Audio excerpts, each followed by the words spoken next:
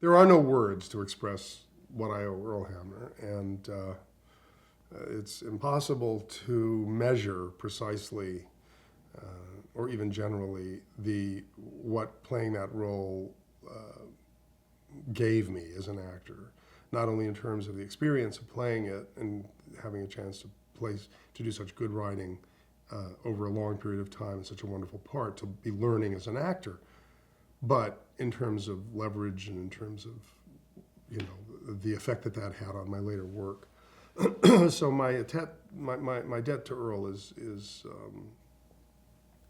can't ever be paid back, except for trying to take what he gave me and turn it into good work, based on what he enabled me to be able to do. But Earl, was this was another thing about the show. It wasn't a show that was sort of created by committee or, somebody who'd like a production company that had 3 or 4 ideas for series. They were going to pitch them, and this one was going to be. This was kind of auteurism. This was an autobiographical experience that was turned into fiction, and first in his novels, and then in the movie, and then the series.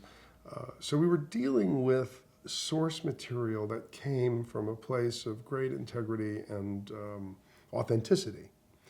And because it wasn't like Earl worked on Spencer's Mountain and then it was, you're going to do a series, do what you want. No, he was at the heart of it. He wrote it. He oversaw the scripts he didn't write. He rewrote the scripts that other people had written. He was the absolute beginning and end of that show. So we had a primary source, which is very precious to have. Then when you add to that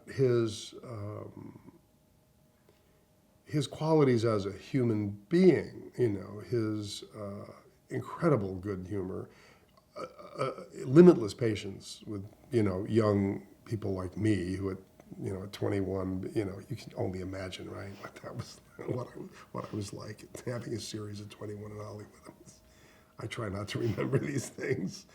But, the patience and the latitude that he would give us, the respect he had for the actors, his good faith in everybody, that everybody was trying to make it good, his willingness to rewrite and to we had a show, I don't know how common this was at the time, but we all got together with the first episode around the table, like a table read for a play, and he put a tape recorder in the middle of the table. And after we read it, we discussed it, and if people had suggestions or ideas, he went back to work. He incorporated, not always, sometimes he would draw the line and say, no, I don't agree. But the actors, the creative input of the actors in terms of their characters in the text was present right from the beginning, and in a very big way. And nobody was doing like, well, I'm the star of this show, so I'm telling you what. No, it was like real investigation and sort of co-creation of these characters together. And if Earl hadn't been amenable to that, that process would never have even begun. It would never have happened. Mm-hmm. And so that we were really fortunate because he was the show, but the absence of sort of arbitrary egotism and power sort of playing, and none of that was present. None of that was present. He was a wonderful man, hilariously funny. So John Boy was based on Earl. Yeah. Did you pick his brain about things a lot for the character? I didn't. It's funny. Had I been an older actor, I probably would have. But I was still a child actor growing up and in recovery, So I had a script, and I was going to learn the script, and he would talk about his family to some degree. So we learned things about his family because he was forthcoming. But I always just trusted it. I thought, if the writing is this good, this is all I need to know. I don't need to know. Also, it was very clear to me early on that, John Boy is based on Earl, but it's a fiction, and it's a fully created work of art. It's not Earl. John Boy isn't Earl. It's based on him, but it isn't him.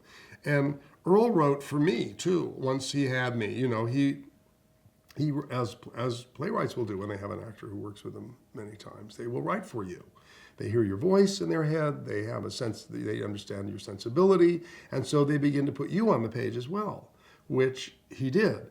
And so it's this strange alchemy of things that come together. You know, there's the original man who conceives a story based on his childhood and his own personality, and then there's the creation that he makes based on that, and that's transmuted into something completely different. And then you bring in the actor to interpret it, and that creates another set of changes. So you have this strange alchemy that happens, and all these different streams that go into the creation of the character.